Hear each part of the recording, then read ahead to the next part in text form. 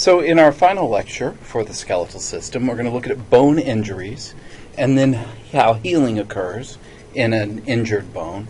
And then finally just look at a little bit of, kind of a big picture overview of skeletal organization. So let's start with talking about fractures. So fractures occur if the bone is subjected to a force that exceeds its ability to withstand it. So, for instance, I think we've already talked a little bit about how long bones are composed of compact bone here in the diaphysis. So the diaphysis is very strong in compression. So if you were to jump up and down, your femur can manage that. But if somebody were to give you a big old karate chop or a kick to the side of the bone, you could produce relatively easily a force that would exceed the bone's strength. And so when that force is applied to the bone, then it will break. And a fracture then is a break. And it can occur when there are extreme loads placed onto the bone, or if there's a sudden impact that drives at the bone, or if the stress comes from a direction in which the bone is not reinforced and strengthened, has the strength to manage. So while bones are susceptible to fractures at any time during our lives, it's in old age, as osteoblast activity decreases because primarily of the loss of either estrogen or a decrease in the amount of testosterone that's produced, then the bones will become thinner and weaker, and fractures are much more likely to happen. And so I've got some pictures of some especially nasty looking fractures for you to view here. And so when we describe or classify fractures, they can be classified in a number of different ways. It may be by the position of the bone ends, or the broken pieces, after the fracture has occurred. So a non-displaced fracture occurs if the bone ends remain in normal location. So this fracture here would be a non-displaced fracture. The bone end, the broken areas have not been moved past each other. Whereas, this one just looks really gruesome. So here we're seeing a broken ulna, and you can tell that the ulna bone ends have been moved, have been displaced. So displaced fractures, the bone ends are out of location, and they have to be somehow tugged back into their appropriate location.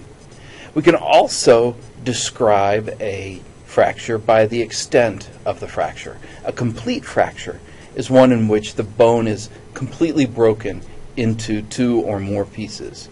So this ulna fracture is a complete fracture, whereas an incomplete fracture, like the one that we see here in that's got to be the tibia. So we're looking at the tibia inside view. This fracture is an incomplete fracture. The bone is not severed into two or more pieces. We can also talk about fractures based on their orientation relative to the long axis of the bone. So a fracture in which the bone is, sliced this direction, so the break occurs along the length of the bone, is a linear fracture, whereas one that breaks the bone across at right angle to the long axis is a transverse fracture. That transverse plane, we've talked about that already a little bit, so hopefully that term makes good sense to you. And then we can classify fractures on whether the bone ends pierce through the skin. So an open fracture is one in which the bone ends, one or more of the bone ends, are poking through the skin. Another term for that is a compound fracture, but the idea is that the skin has opened, is why that term open fracture is more common now. And a closed fracture is one that is completely enclosed by the skin. It may have pierced through the muscles. There may be muscle damage, but there is no damage to the skin. So old school term for that is a simple fracture, but we're going to use the terms open and closed in these cases. Or the last way that we can think about classifying fractures is by the type of injury that was created. So, for instance, a comminuted fracture, which is what we see here in this drawing, is one in which the bone breaks into fragments. And that's a common injury. And again, we're looking at the ulna here, broken. This is a common injury among the elderly because the bones have become very brittle and weakened. So comminuted fractures are ones where the bone is shattered into a bunch of smaller pieces. We think of these comminuted fractures like this as being like a fall where somebody reaches out and braces their fall with their arms, and the weakened bones of the arm just shatter into a lot of tiny little pieces. A spiral fracture is a sports injury generally, and a spiral fracture occurs when often in the leg, when the foot is planted, but then the body spins around this foot that's been planted in on the say the basketball gym floor or the racquetball gym floor.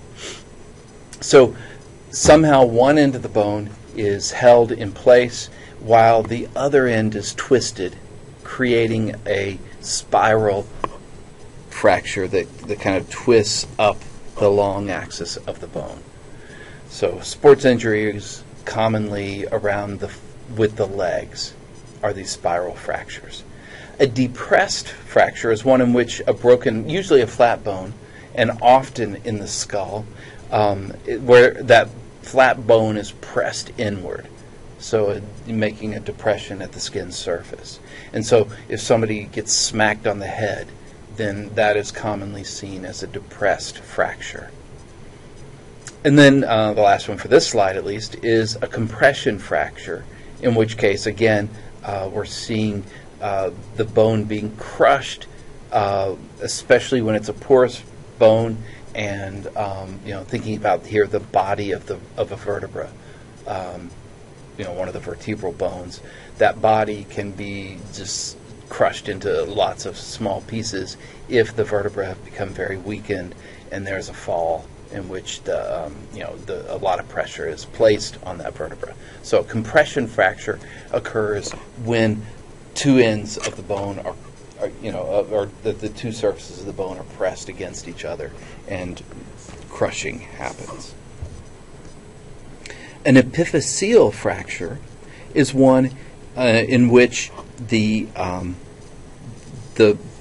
diaphysis and the epiphysis of the bones are separated from each other there at that epiphyseal growth plate. And so this usually happens at the zone of cartilage cell death that is occurring as the osteoblasts are moving in and the chondrocytes are dying, and so it's a weak area there in the epiphysis, or at the epiphyseal growth plate. A green stick fracture is an incomplete break. So one side of the bone breaks, and the other side of the bone, this side here, just bends. And it's a common childhood fracture because children's bones are still forming, and there is less calcium or less hydroxyapatite and a greater percentage of the more flexible protein collagenous fibers. And so these green stick fractures are common childhood injuries, although my wife's uncle recently had a green stick fracture in the man's in his late 70s. So it's possible even in old age to have green stick fractures like this.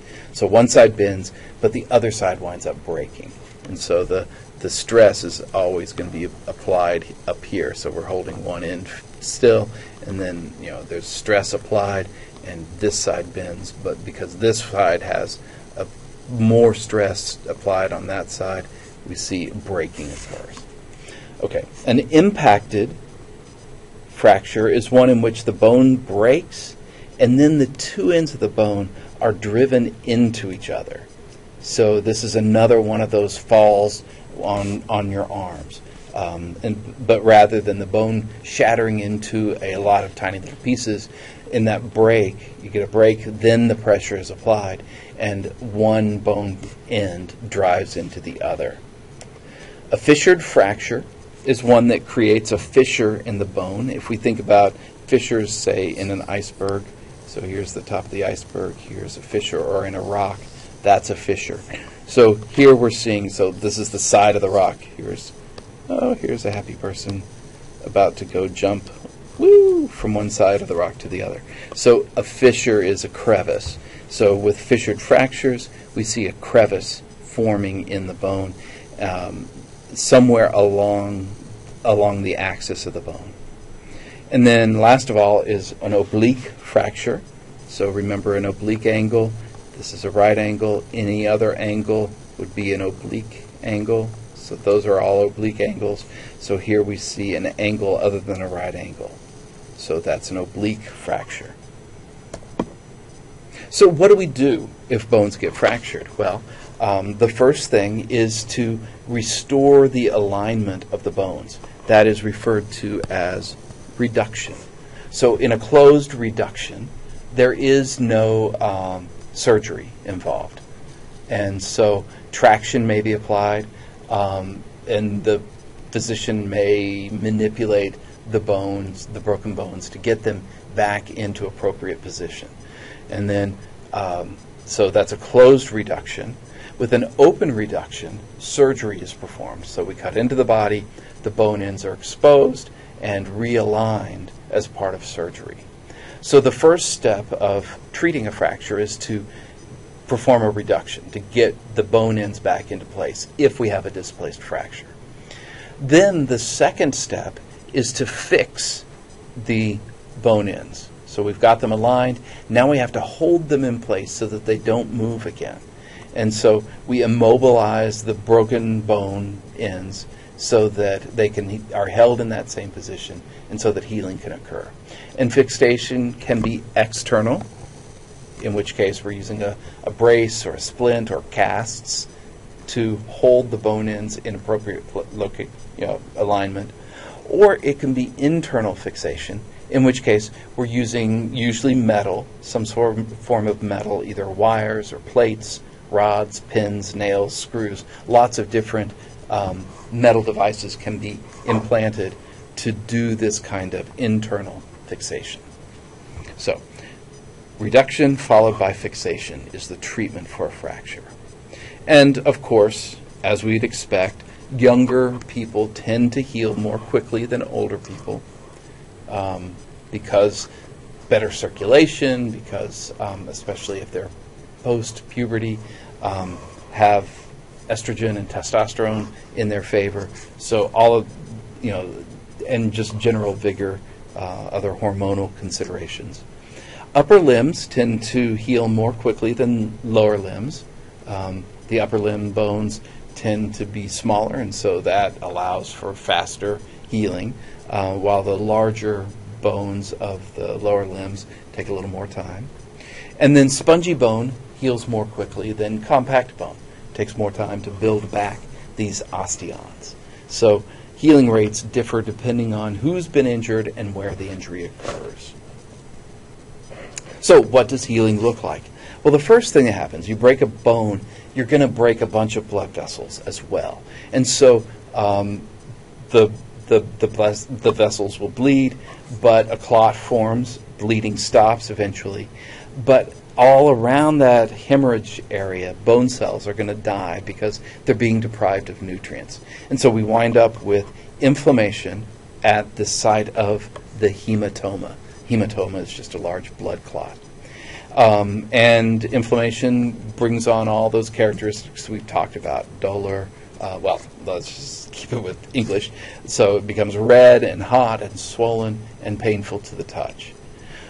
So first step, a hematoma forms, sealing off the broken blood vessels, and along the way, a lot of the bone cells are going to die.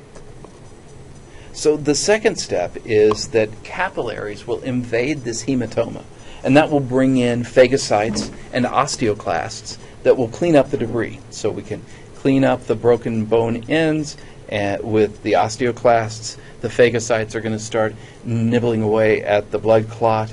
And as the blood vessels invade into this hematoma, they bring with them osteoblasts and fibroblasts that are going to begin to build some new bone material. So the fibroblasts produce collagen that help to span across the break and connect the two bone ends together. And some of the fibroblasts are going to differentiate into chondroblasts, and they're going to produce some cartilage in there, a fibrocartilage matrix. And the osteoblasts that come in with the blood vessels will produce a spongy bone matrix as well. And so we build up this fibrocartilage callus that will splint across the break as the healing begins.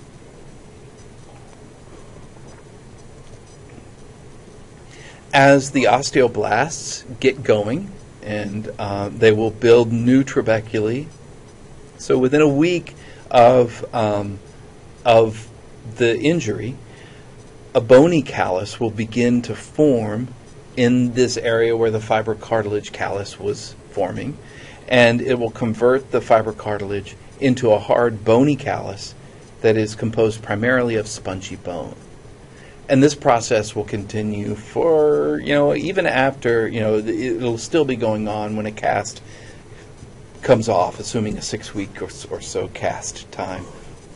It takes about 2 months, but by the end of about 2 months, the bone has been replaced with spongy bone in the form of a bony callus. And then over time, that spongy bone will be remodeled by osteoclasts and by the osteoblasts there to form compact bone in areas where compact bone is the appropriate bone type to have there. The remodeling begins as the bony callus is forming, and it may continue for several months after the fully formed bony callus is going on. So by 6 months after the break, generally the remodeling is mostly done. And with time, over the course of several years, as more bone remodeling occurs, even the bulge that is associated generally with the site of an injury like this will be remodeled away, and it will be very difficult to find the exact location of the break. All right, so we've made it through fractures and how we heal a fracture. So now we're just going to kind of take a big 30,000 feet view of the skeleton in general to just kind of discuss some of the organization of the skeleton. So as an entire mass, the skeleton accounts for about 20% of the mass or the weight of our bodies. And the skeleton is composed of bone, something on the order of 206 bones in the body, although depending on the number of wormian bones that develop in the sutures, especially of the skull, and the sesamoid bones that develop among the tendons of the wrist and the hand and the foot and the ankle, there can be more bones than that in the body. It's also composed of cartilage. We find it at the joints, in the cartilages of the ribs, especially those joints there that connect the ribs back to the sternum, but also in any of the joints that are the freely movable joints, as well as the tip of the nose. We also find ligaments, so they're included or described as part of the skeletal system, and these are the dense, regular connective tissue that connects the bones to each other and helps to reinforce and stabilize the joints. So all of these are considered part of the skeletal system. So in the axial portion of the skeleton, that's where we have 126 or so bones, including the cranium, the face, the vertebra, the rib cage, and the hyoid bone, which is there. It's the only bone that doesn't connect to another bone somewhere, and it's right there in the region of under the jaw or behind the posterior to the mandible. The appendicular skeleton, that's everything in yellow here, are the pectoral girdle and the upper limbs, the pelvic girdle and the lower limbs. The pelvic girdle includes the right and the left ilium, ischia, and pubis. And the pectoral girdle is composed of the right and left scapula and the right and left clavicles. So that's it for this chapter, but I want you to pay some attention to the rest of the chapter where it describes the bones and some of their locations, and it is worth your time to read that portion. I'm not gonna spend a lot of time lecturing on that, so I want to encourage you to go ahead and read the rest of the chapter, though. And if you have any questions along the way, you know what to do. Take care. Bye.